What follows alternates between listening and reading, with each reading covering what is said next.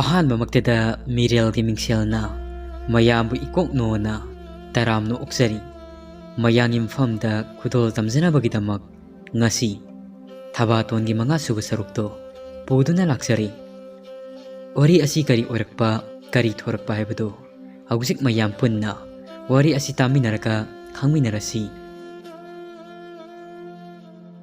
asomdana Thabaton ado mayumda maboka numidang aduda tara saba loiduna masu mabin ado tuminari Thabana mabuk lairinu aduda onsinduna asumna hairai Thabana iben makokna keioiba masana mi oiba asibu haunabra asibu lainabra tai'onadabra kabui keioiba sibu sanana leirammadra wari oirabasu aidi amukta tadri phunga wari ni haibadaini ibinasu nongmata aingonda libikhide lairinu na hairai kabui keioiba haibasi sanana leirammi phunga wari haibasidabu asumbadi yumpham oi ngasi ibena nangi nafamda ligadaba wari asi munna taruko thaina mamangaida rongmai kai kauba nipa ama leirammi makhoi masin manau nipa ngakta taret poi nongmugi numitta makhoi masin manau taret ado laubuk amada thabak suduna leiringaida saraba nungsagi maisa khangba ngamdraduna lel matai manau anikhak makhundagi thorakli makhoina thabak suringai lel ado thorakpa ubada masin manau makhoi taret changduna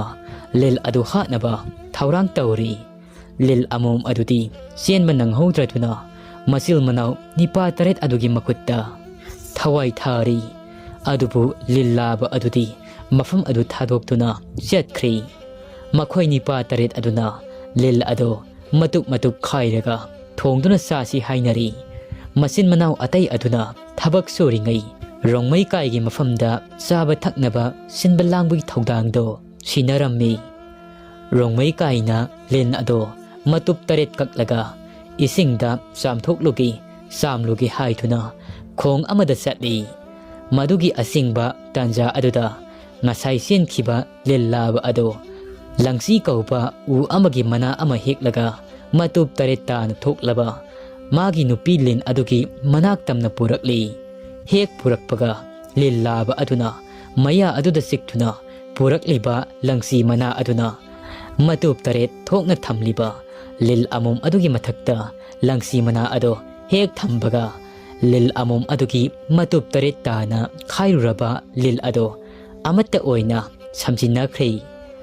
lil amom ado ahingba ama oina hingatkhri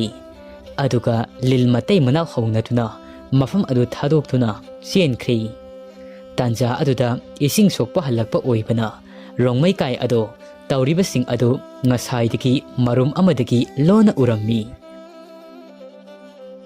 mahakti tauribasing adu ubada pungak ngakri asomdana ngasai labukta thabak wana suruba macin manau taruk ado nungsagi maisada ona thoina khanglubana sak lamba phauri lautang sang aduda sak saba sanglakli lin thongba adu sagi kadaino puthoroklo hairakpada rongmai kaina mahakna uhoba thaudok sing ado amata sithadana loinamak tamlammi adubu masin manau atei adudi thajabi khidri sakalami khoidau sagatpana loiri masil manau taruk aduna khwaidigi iton tonba rongmai kai ado makhong animak adu thudik piri rongmai kaina mahaki hek thangnaba mayamba aduda langsi kauba u aduki okhong tamna pubiramu hairammi mayamba aduna sauna manau nipa ado poduna langsi kauba u aduki manak tamna poraga thambiramlaga makhoi taruk ado sauna mayumda hankhrai rongmai kai ado langsi mana ado heklaga makhong atekpa aduda hek thambaga makhong atekpa ani ado hawatuna satpa ngamle teklambaga loina fari rongmai kai di mayumda hallaroigi mahakpu thajabidaba thauoibidaba mayamba taruk aduga punna yum amatada leiminaroigi khalli mahakna leiriba khun adu thadoktuna chatlagi lepli asumna mahak lambi aduda lakpana hui asiba ama तादुना लैरंबा थेंगनरमी हुई असीबा अदो अमुक लंगसी मना अदुगी मतेंगना ताउबु हुई अदो हिंगत हल्ली ताउबु हुई अदुबु महाकना लंगबुंग हाइना थोली लंगबुंग अदो माकी खोंगलोय ओइरी लेप्तना assume लाकपना अतोपा कुल अमदा थुंगलरी लंगसी मना अदुगी मतेंगदगी अशोक अपन असी अना कया अदो हिंगत हनबा ngambadagi रोंगमै काई अदो ममिंग सटली महाकपु रोंगमै काई माइबा हाइना मियामना खंगनख्रे मतम पुनमक्ता महाकने हेक थेंगनरुबा लैरुबा मफम अदो मिसी मिना थोक्ट्री महाक ममिंग सटपा मिसक हाइबदो हौजिकति ओइ मतमगी खोंगलैगी मतुंग इन्ना महाकसु नुपी थीरी यामना सेक्सिन्ना लंगसी मना अदो रोंगमै काईना मतम पुनमक्ता महाकी नुपी अदो उखिदनबा हाइथुना थुमोक मसा अमगी मनुंगदा सेक्सिन्ना थमजरमी सगाई सादुना यानतुना खुमजिनुना थम्मी महाकी नुपी अदुदा पाइदनबा सोक्तनबा हाइथुना इतत्ततना हाइरम्मी नोंगगी नुमित्ता रोंगमै काई अदो थंगनबा खुल अमदा अनाबा लायेंगबा चटकी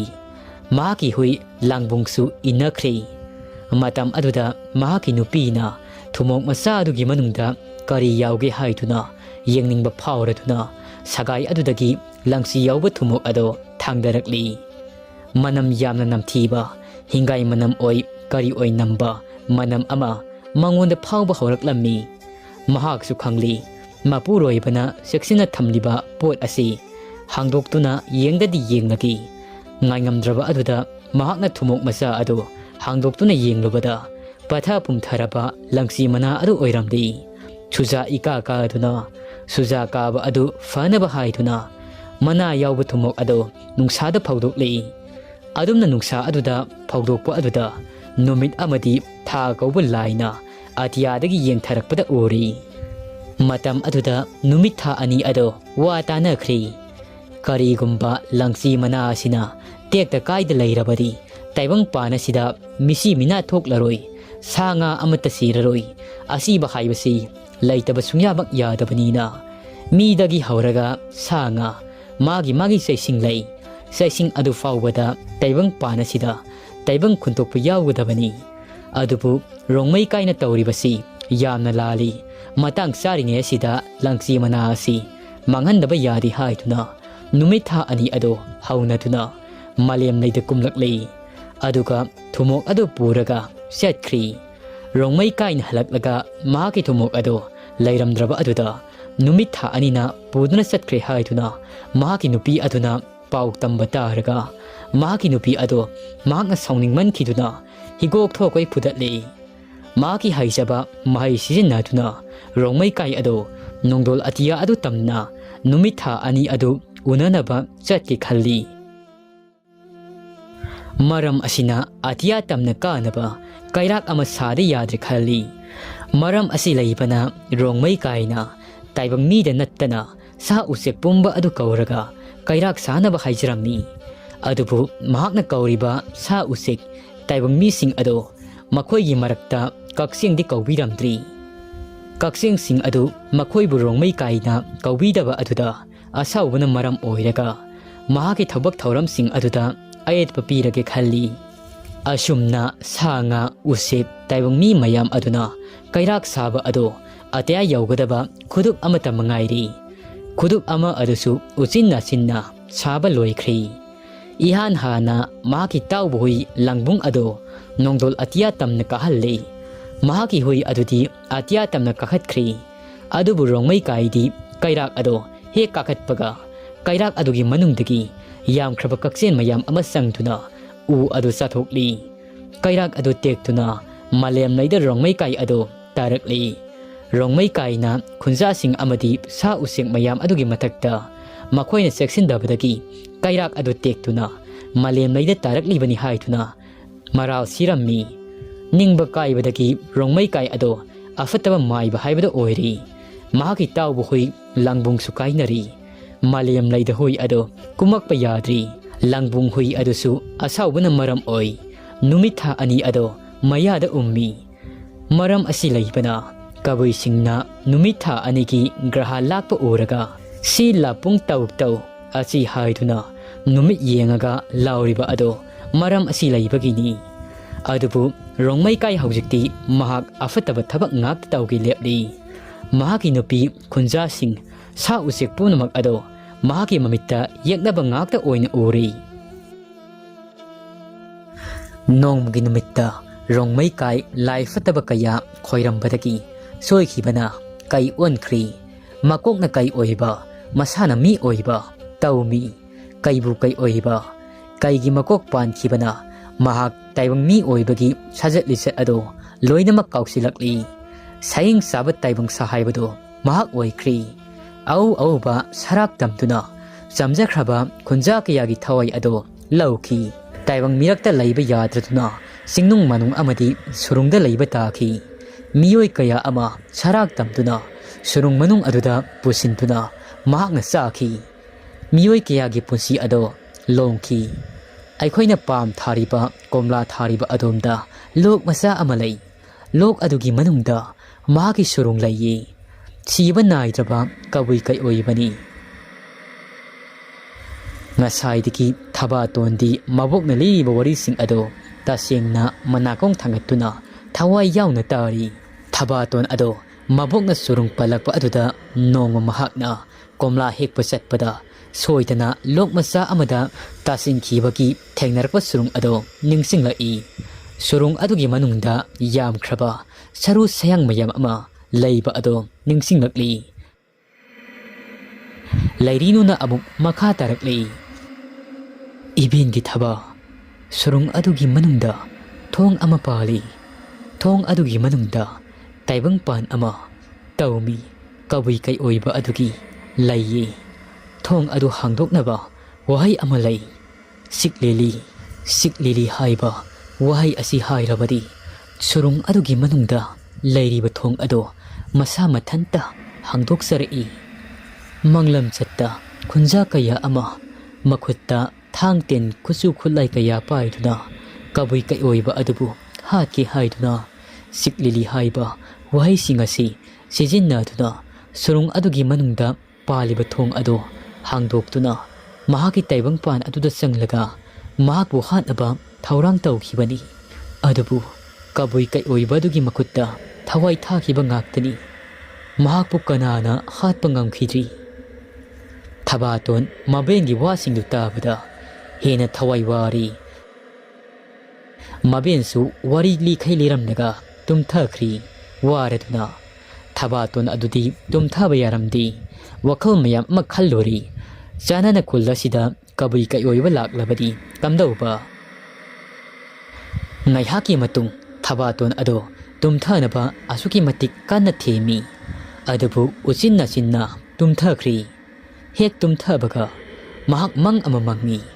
mahaki mamang aduda numidang oina tawi numidangi sara thonglingai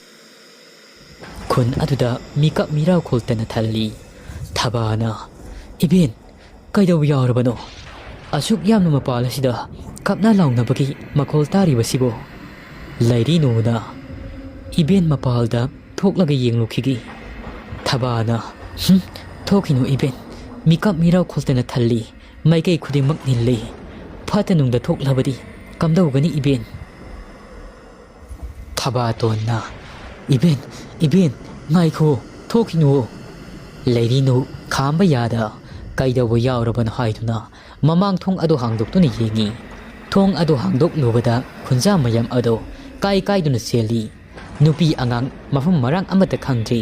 thawai hingnaba seli khul adugi nipa oiba singna makhut aduda timen ta pai laptakna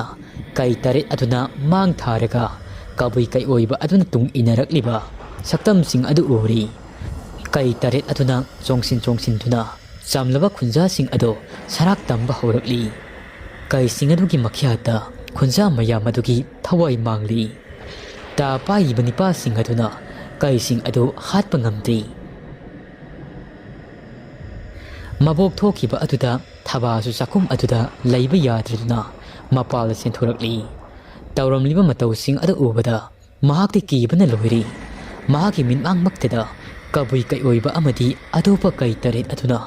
lanjadraba miyoi kayagi punsi manghalliba ado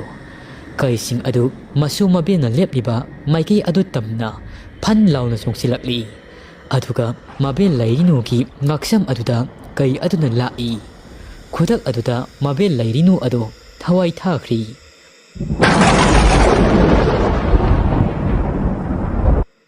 Thabaton mikap thorai. Mamai mamit adu pina pungcho chotli. Mang oiram labasu tamthiba mang aduna mahaku kaphalli. Mitlu pirang ihau halli. Thaba mang aduna maram oiraga mahak tumthaba yadri. Mangda thokpa thawdok ayamba taibangdasu he thokalli he oigalli. Thaba ado tumthakibada ngairi. Mang aduna maram oiraga mahak tumba kairi. Masil aduda asumna solai. Karigumba aigi manglana sina mangphau naraklabadi kamdawni. Taibang oina aina oikhiba ado loina onthoraklabadi. Yam khraba kaising aduna khunna sida leiriba khunja sing asigi mathakda landaraklagana kamdawba. Ai ningsinglakli. Aina khabung kaithildagi halakhiba matamda pamba kairil taret aduna aibu sagadabagi sarak tamnaba hotnarakpa ado. Aibu hatnaba haiduna thawrang tawrakliba ado. Matam aduda karaidagino langoi sagol aduna aigi thawai kanbirakhibado soidana oigani. Ibena hairiba pamba kairil taret ado sida sunattana ipu songlogi mamitta ukhiba pamba kairil taret ado. Adubu kabui keioiba aduna kamdawba. Abokna hairiba sorong aduda soidana aina nahan komla hekpa satpada thengnakiba sorongdo soidana oigani. Saro sayangtana pik thanba kamdawgani kai pambai tawgani. Kaising asina khun asida mityang sangakdringaida ai karigumba kharadi tawba tari. Karigumba kharadi sungsoi soidana phibam asina lusindringai aigidi ibena taibang pani.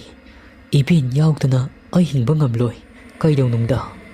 Thabaton tumlambadagi wakhal mayam aduna makok masa aduda uru laikhatkri. Ingkraba ningtham thagi ahing aduda ahing mingsel kangna phamung aduda hipa yadraduna tapna makhong ado leibakta thadai. Maben adu tumba kaikhini amuk mikap thoraklabadi khallubada thaba ado haufi ama illi aduga chakhum lomda sangai. Aduga phunga leiba mai haufum leiba adugi manakta phida ama thariba aduda famthakri. Mabok na ngasai mai tiklambagi mai khak oi maitan khara amadi adumak asabagi manil ado phaurakli. Thaba mainak aduda fammi ahing aduda mai ado fajana haugatkesu tikesu talli. Mapalda khulgi naha pakhang khara ama mai tiktuna wari sari tapna saduna miching na singna maijau thaduna khunja sing ado ngakliba sing ado makhoina sanariba wari ado thabasu phunga manak aduda mai tikseramasu adumak tarammi. Makhoina thawai wajaba kaising adu lakadra haibagi thaba wakhal mayam ama phangduna khalli. Khandanabadi kayarak hotnajai akiba pangkhanda khalli. Mamit aduda ngasai kaising aduna mabel tamna sikadabagi makhauri tamna songsilakhiba ado maben bu laktana singkhiba ado. Thaba masil aduda taibang sema mapu tingkau rawangbu soli. Ngasigi ahing ngasida kaising adu laklabadi kamdawba. Karigumbada mamit ado amuk su usalli tumningba amasu phaurakli. Phamna phunga manak aduda khrap singba horakli. Masa ado mikuk adu maktada thaba ado mang ama amuk mangba horakli. Phamna mangliba mang aduda thaba ado ngasai mana mangkiba mang adugi makha oina mangbadawna tawrakli. Mang aduda kai aduda lairinugi makhauri mapa aduda tamna songsilakhiba ado aduga settuna chaba horakhiba ado. Kabui keioiba aduna prap changsilaklaga Thabatongi khudang ado tap launa pairaga akiba fanglaba kabui keioiba duki mit ani aduna ꯃꯉꯣꯟꯗ ꯃꯨꯟꯅ ꯌꯦꯡꯉꯛꯏ ꯑꯗꯨꯒ ꯊꯕꯥ ꯑꯗꯨ ꯐꯥꯗꯨꯅ ꯆꯤꯡ ꯂꯝꯕꯤ ꯑꯗꯨꯗ ꯁꯣꯔꯣ ꯁꯣꯔꯣ ꯂꯥꯛꯇꯨꯅ ꯆꯤꯡꯗꯨꯅ ꯄꯨꯈ꯭ꯔꯤ ꯃꯍꯥꯛꯀꯤ ꯂꯩꯐꯝ ꯁꯨꯔꯨꯡ ꯇꯥꯅ ꯄꯨꯔꯛꯂꯤ ꯁꯨꯔꯨꯡ ꯑꯗꯨꯒꯤ ꯃꯅꯨꯡꯗ ꯄꯥꯜꯂꯤꯕ ꯊꯣꯡ ꯑꯗꯨꯗ ꯀꯩꯕꯨ ꯀꯩꯑꯣꯏꯕ ꯑꯗꯨꯅ ꯆꯤꯛꯂꯤꯂꯤ ꯍꯥꯏꯗꯨꯅ ꯃꯆꯤꯜꯗ ꯁꯣꯜꯂꯤ ꯑꯗꯨꯝꯅ ꯍꯦꯛ ꯁꯣꯟꯕꯒ ꯊꯣꯡ ꯑꯗꯨ ꯃꯊꯟꯗ ꯍꯥꯡꯗꯣꯔꯛꯂꯤ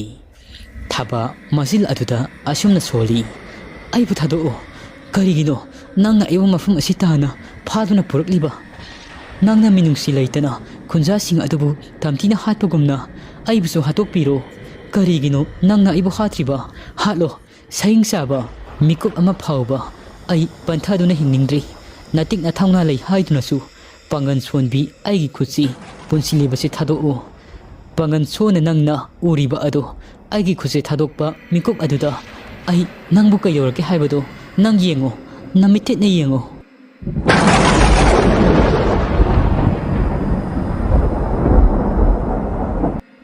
ꯋꯥꯔꯤ ꯑꯁꯤꯒꯤ ꯃꯉꯥꯁꯨꯕ ꯁꯔꯨꯛ ꯃꯇꯥꯡ ꯑꯁꯤꯗ ꯂꯣꯏꯁꯤꯟꯖꯔꯤ ꯋꯥꯔꯤ ꯑꯁꯤ ꯄꯥꯊꯣꯛꯆꯕ ꯃꯇꯝꯗ ꯁꯣꯏꯈꯤ ꯂꯥꯟꯈꯤꯕ ꯌꯥꯎꯔꯕꯁꯨ ꯃꯌꯥꯝꯅ ꯉꯥꯛꯄꯤꯌꯨ ꯋꯥꯔꯤ ꯑꯁꯤꯒꯤ ꯃꯈꯥ ꯀꯔꯤ ꯀꯔꯝ ꯇꯧꯔꯛꯄ ꯍꯥꯏꯕꯗꯣ ꯃꯌꯥꯝ ꯄꯨꯟꯅ ꯉꯥꯏꯃꯤꯟꯅꯔꯁꯤ